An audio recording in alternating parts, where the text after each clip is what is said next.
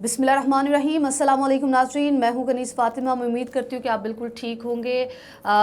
Welcome my YouTube channel and Facebook.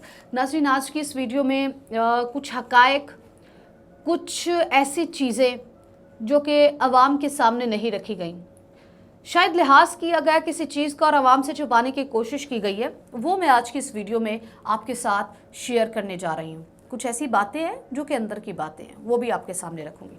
अच्छा जी, खैर ज़्यादा टाइम वेस्ट नहीं करती, तमहीज़ ज़्यादा नहीं बांधूंगी। दुआ ज़हरा केस के हवाले से हम बात करें। दुआ ज़हरा अदालत में पेश हुई, अपने उसको पुलिस ने बाज़याब कराया, अदालत में पेश किया गया। माँ आई है, माँ रोते रोते आई है, दुआ ज़हरा को गले मिलने लगती है। ऐसा क्या कह दिया दुआ ज़हरा ने कि माँ वहीं पर बेहोश हो गई। फिर दुआ ज़हरा का एतराफ़, दुआ ज़हरा ने जो बात की कि मेरी उम्र इतनी है, उसके ऊपर फॉरेंसिक कराया गया, मेडिकल रिपोर्ट सामने आई, डॉक्टर्स ने क्या कहा, और रिपोर्ट्स के मुताबिक दुआ ज़हरा की एग्जैक्टली उम्र कितनी है, क्योंकि बाप ने यह दावा किया है कि शादी को तो अभी सिर्फ 17 साल हुए हैं, तो बेटी 18 साल की कैसे हो गई। बाप ने कुछ अहम सबूत जो हैं वो इकट्ठे किए, लेकिन अदालत में पेश नहीं किए गए।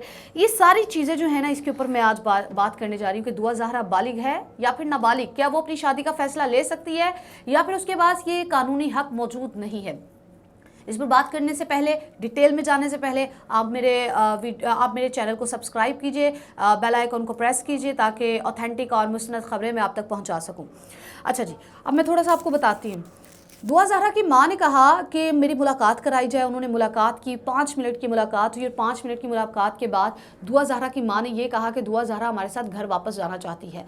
लेकिन दुआ ज़हरा का बयान टोटली डिफरेंट था। दुआ ज़हरा कहती है कि मेरे घर वाले मुझ पे इतना तशद्दुद करते थे, मेरे बाबा मुझ पे इतना तशद्दुद करते थे, उस वक्त मेरी ये माँ कहाँ थी, मुझे क्यों नहीं बचाया मेरी माँ ने। ये दुआ ज़हरा के रिमार्क्स हैं। फिर उसने कहा कि मैं बालिग हूँ, मेरी उम्र 17 साल है, मैं शादी कर सकती हूँ अपनी मर्ज़ी से, हमारा कानून अब इस पे क्या कहता है। अच्छा जी, पहले जो हमारे कानून में गुंजाइश मौजूद थी और हमारा कानून ये कहता था कि जब लड़की बालिग तब होती है जब वो 18 साल की हो जाती है, लेकिन अभी आके हमारे कानून में कुछ तरामीम की गई हैं, कुछ तब्दीलियाँ की गई हैं। हमारे कानून के मुताबिक लड़की या लड़का जब कोई भी हर समझदार सवाल का जवाब दे दे तो इसका मतलब ये है कि वो बालिग है। अब उम्र की कैद, कुछ लोग तो 12 साल की उम्र में ही बड़े पक्के पीढ़े सवालों के जवाब दे रहे होते हैं, बड़े पक्के जवाबात होते हैं उनके। कुछ लोग 13 साल की उम्र में, कुछ लोग 14 साल की उम्र में, ये फिर 16-17 साल का मामला है। अच्छा जी, जब अदालत ने दुआ ज़हरा की उम्र के ऊपर सवाल उठाया तो फिर उसके बाद फॉरेंसिक कराया गया। उसकी हड्डियाँ, आपको जो सबसे ज़्यादा ऑथेंटिक चीज़ मानी जाती है वो आपकी हड्डियों की उम्र मानी जाती है। दुआ ज़हरा की जब मेडिकल कराई गई, मेडिकल रिपोर्ट के अंदर ये इंकशाफ हुआ कि दुआ ज़हरा की जो उम्र है वो 16 से 17 साल के दरमियान है। इसका मतलब ये हुआ कि दुआ ज़हरा हमारे कानून के मुताबिक बालिग हो चुकी है। जी हाँ, जो हड्डियों की उम्र है उसके मुताबिक 16-17 साल है। और अब आकर कानून में ये पहले जो कहा जाता था ना, 18 साल की उम्र में लड़की को निकाह का हक दिया जाता है, लेकिन अब आकर थोड़ी सी गुंजाइश छोड़ी गई है, 16-17 साल की उम्र में भी लड़की निकाह कर सकती है। तो कहानी में अब नया मोड़ जो आया ना, कहानी में नया मोड़ ये आया है कि वालिदैन के बयानात कुछ और हैं, दुआ ज़हरा के बयानात कुछ और हैं। अब जो वालिदैन कह रहे थे कि हमारी बेटी को अगवा किया गया, यहाँ पर सोचने की बात एक है, गौर तलब बात यह है, अगर बेटी को अगवा किया जाता, हम लोग पता क्या करते हैं, हमारे मुआशरे का ये अलमिया है, हम सिक्के का हमेशा एक रुख ही देखते हैं, एक पहलू ही देखते हैं। हमेशा सिक्के का दूसरा रुख भी देखना चाहिए। सिक्के का एक रुख तो ये है कि वालिदैन ने कह दिया हमारी बेटी को अगवा किया गया है, हमारी बेटी को हमारे से दूर ले जाया गया है, और वो जो लड़के की तस्वीरें दिखाई गई हैं उससे काफ़ी लोगों ने ये परसेप्शन बना ली कि वो लड़का इस काबिल ही नहीं है कि दुआ ज़हरा के साथ उसकी शादी कराई जा सकती।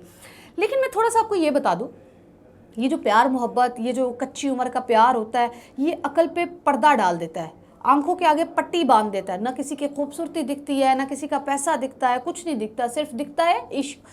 तो ऐसे में आके कहानी में नया मोड़ ये आया है कि अगर दुआ ज़हरा को किसी ने फॉर इंस्टेंस हम मान लेते हैं दुआ ज़हरा को किसी ने ना अगवा किया था, अगर दुआ ज़हरा को किसी ने अगवा किया भी था तो उसको तशद्दुद क्यों नहीं किया गया उस पर? सोचने वाली बात है ना। जो अगवा किया जाता है, तशद्दुद किया जाता है या फिर मार दिया जाता है या कोई डिमांड्स की जाती हैं, ऐसा कुछ भी नहीं हुआ। जब ऐसा कुछ नहीं हुआ तो इसका मतलब ये हुआ कि माँ बाप की जानिब से ये जो इल्ज़ाम आयद किया गया ये तो सरासर गलत है। اور دعا زہرا جو یہ کہہ رہی ہے کہ میں اپنے ہسبینڈ کے ساتھ رہنا چاہتی ہوں، ظہیر کے ساتھ رہنا چاہتی ہوں، اس کو اس کا حق دینا چاہیے۔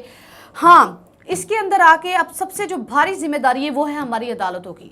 ہماری عدالتیں کس طرح اس کیس کو لے کر چلتی ہیں، کس طرح اس کے اوپر تحقیقات کرتی ہیں، اس کے اوپر شفاف تحقیقات کی ضرورت ہے۔ جب تک شفاف تحقیقات نہیں ہوں گی تب تک اس کی اصل جو پیچھے بیک گراؤنڈ پہ کہانی چل رہی ہے وہ سامنے نہیں آئے گی۔ شفاف تحقیقات کے بعد ہی کچھ پتہ چل سکتا ہے کہ اصل حقائق کیا ہے۔ لیکن یہ میرے مطابق ہم سکے کا ایک رخ دیکھ رہے ہیں جو ہمیں دکھایا جا رہا ہے، لیکن سکے کا ایک دوسرا رخ ہوتا ہے جو ہمیں نہیں دکھایا جاتا، اور سم ٹائم جو ہمیں دکھایا جا رہا ہوتا ہے وہ جھوٹ ہوتا ہے، جو ہمیں نہیں دکھایا جا رہا ہوتا وہی سچ ہوتا ہے اور وہی سچ پر مبنی ہوتا ہے۔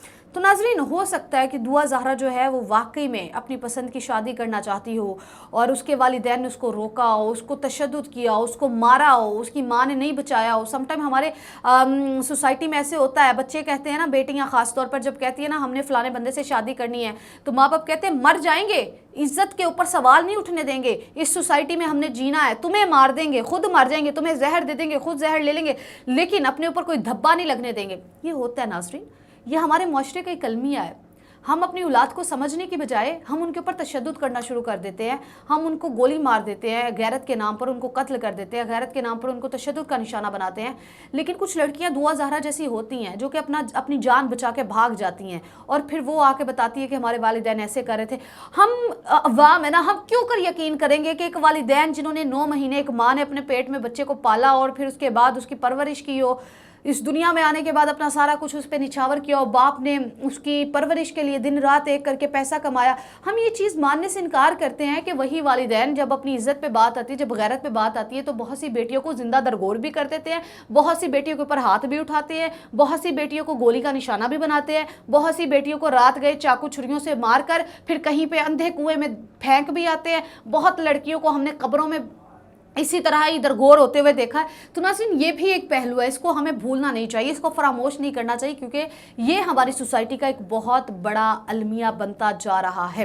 ہو سکتا ہے دعا زہرا نے اپنی خواہش کا اظہار کیا اپنے والدین سے، والدین نے اس کو مارا پیٹا ہو، ماں نے کہا ہو میں نہیں بچاؤں گی تجھے تیرے والد سے، ٹھیک ہے تو مر جا، تیرا باپ تجھے مارتا ہے تو مر جا۔ آج وہی دعا زہرا ہو سکتا ہے اسی وقت کی دہائی دے رہی ہو، آج وہی دعا زہرا ہو سکتا ہے اسی وقت کے بارے میں بتا رہی ہو کہ جب میرا باپ مجھ پہ تشدد کرتا تھا تو تب یہ ماں کدھر تھی، تب اس ماں کے آنسو کدھر تھے۔ تو ناظرین ہمیں ہمیشہ سکے کے دونوں پہلو دیکھنے چاہیے، سکے کے دونوں رخ دیکھنے چاہیے، پھر ہی ہمیں کہانی کی اصل سمجھ آتی ہے، اصل وجہ سمجھ آتی ہے۔